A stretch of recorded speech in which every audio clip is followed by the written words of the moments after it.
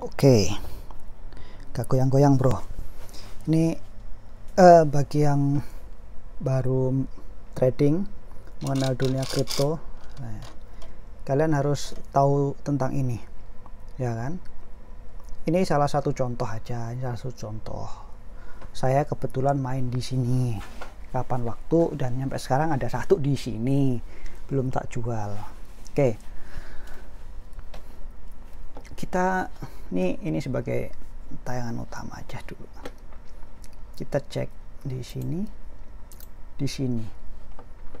Ini adalah chartnya Bitcoin, ini adalah chartnya MBL. Oke ya, di sini paham. Ada yang ngelihat nggak? Ada sesuatu hal yang aneh di sini. Ini chartnya 15 menit ya. 15 menit. Nih, liatin.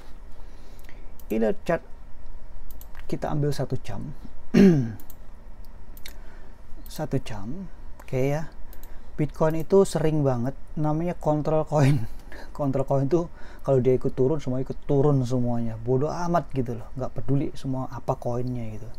Tapi kenyataannya sekarang adalah ada koin yang hijau. Kita lihat zoom ke sana. Tuh, itu hijau. Tandanya apa? Nggak semua, tapi ini ya, ini hijau ini belum tentu kemarin waktu pas dia jatuh. Sorry agak kretek-kretek, maklum nggak punya studio, sorry kau potong. Dia nggak jatuh, tapi sebelumnya jatuh kayak Doge, ya kan? Doge beda loh.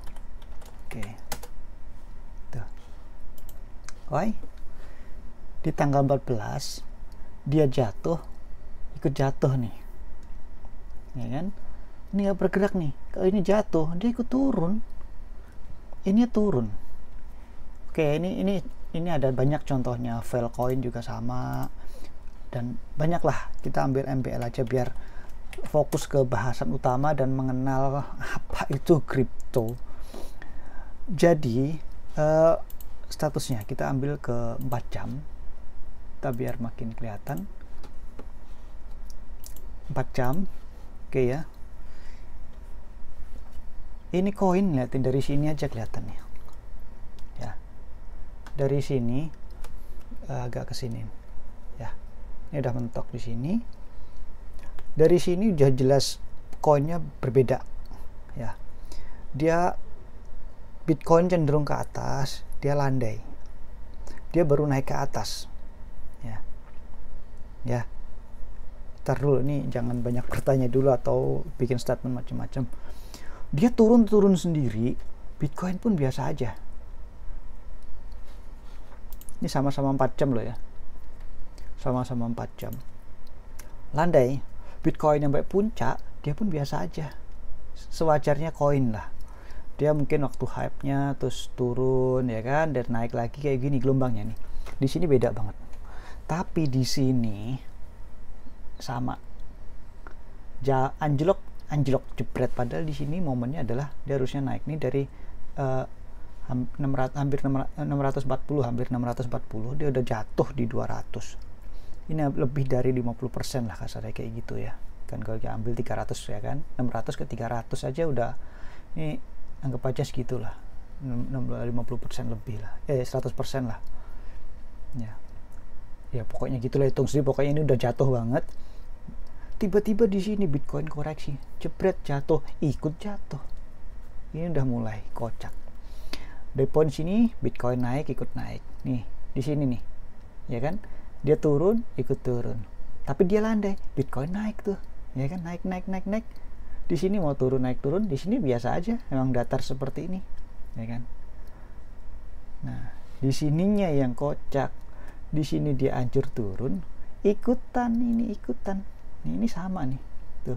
Kalau dia naiknya sendirian, kalau turun ikutan turun. Nah, kita kalau di zoom ini tuh, kocak kan? Tuh, dia naik. Ini mah cenderung turun gitu, tapi di sini turun sekalian dihabisin. Ini sekali turun ikut turun, lucu. kita lihat di sini. Tuh. Bisa di sini nggak? Di zoom berapa kali sih biar kelihatan tuh? 2, 3, 4. Kita zoom ya. Tuh 2, 3, 4. Oke ya. Ini sama persis. Di sini turun, ya kan? Sorry.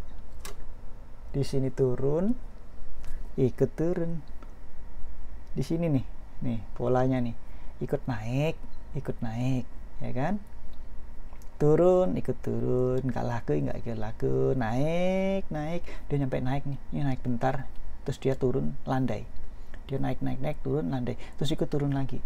Dia naik lagi, nih sama nih naik ini. Naik, 1, 2, 3 sini, ikut turun.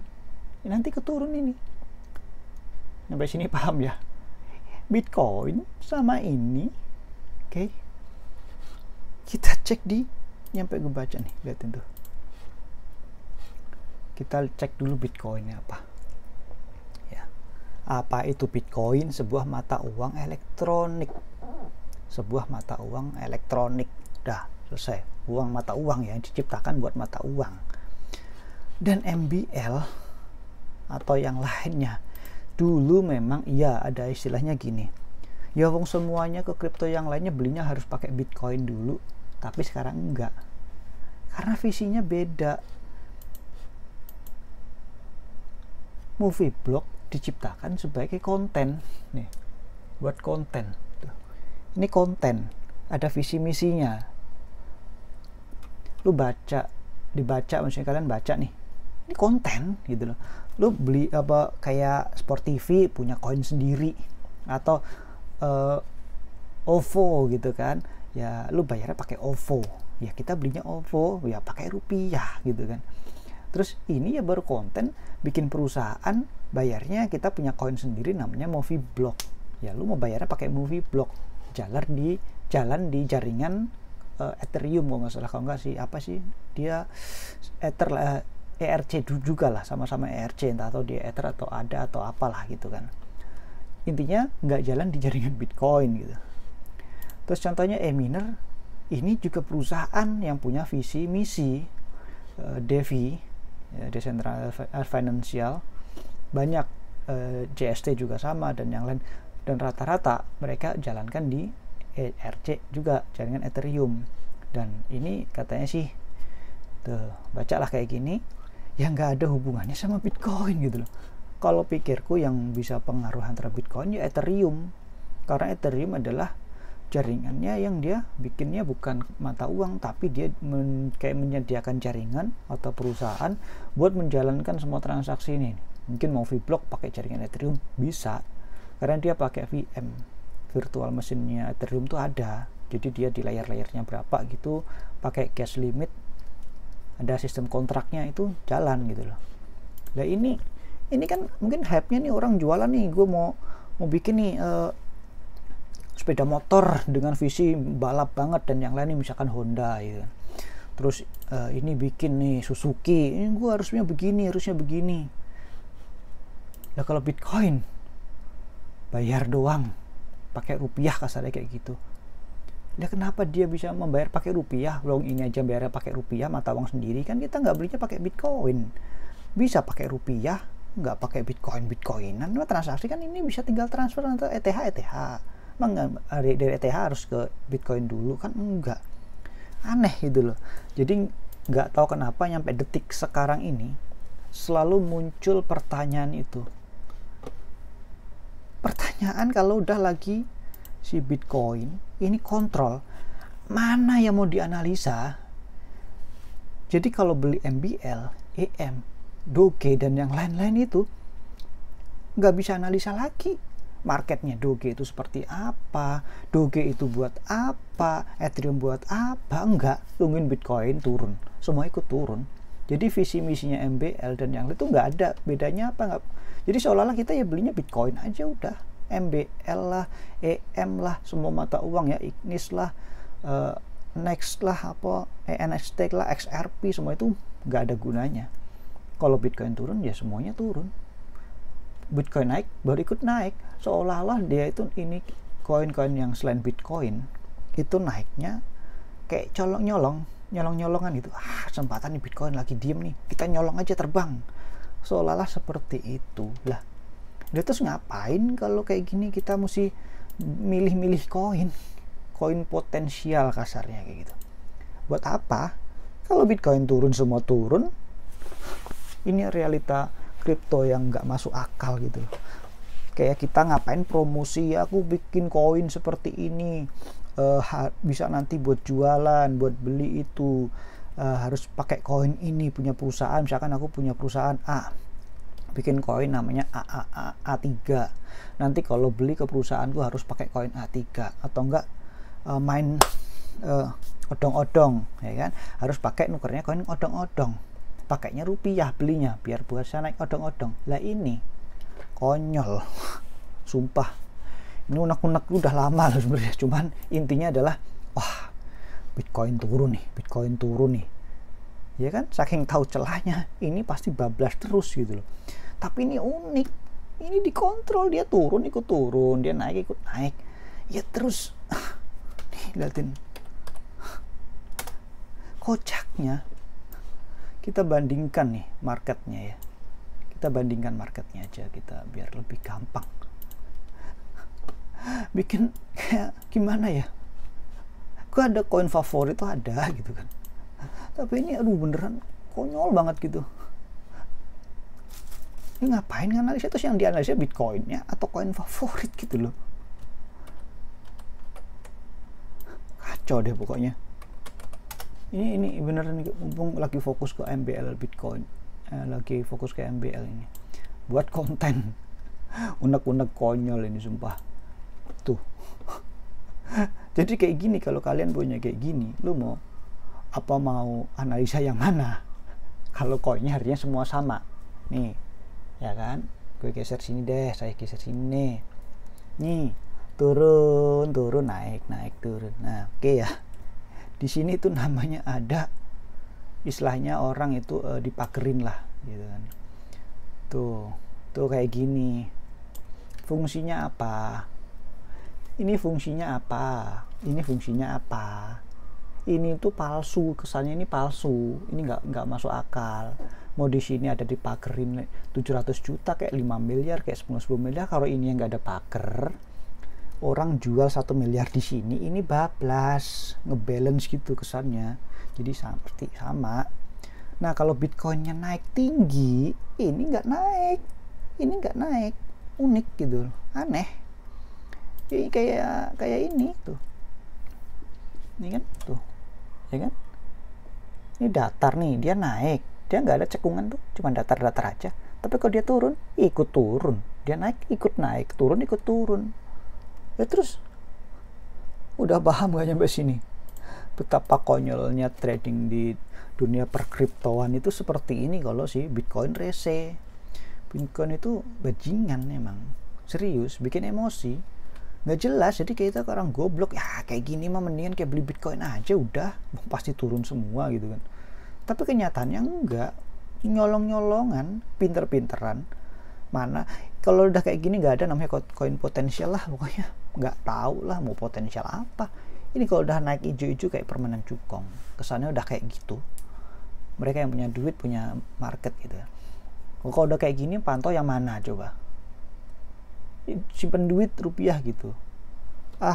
Sudahlah, intinya nggak tahu ini kenapa nggak ada penjelasan yang tak detail. Jadi orang bikin perusahaan visi dan misi dan yang lain tuh ya bohong aja. Terus ini seolah-olah ada yang beli atau yang jual, Bitcoinnya kosong nih, yang potensial turun sini dia ikutan turun. Kocak kan anehnya, kocak memang, kocak ini kocak tuh kan. Kacau dan kocak kayak gini jadinya. Ya gitu aja lah unek-uneknya lah. Semoga kalian ngerti ini penjelasan emosional ini, serius emosional ini.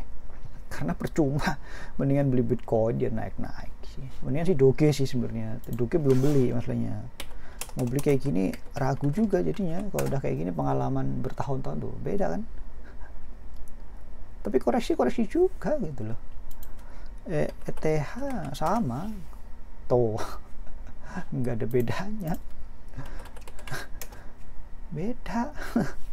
Bedanya apa?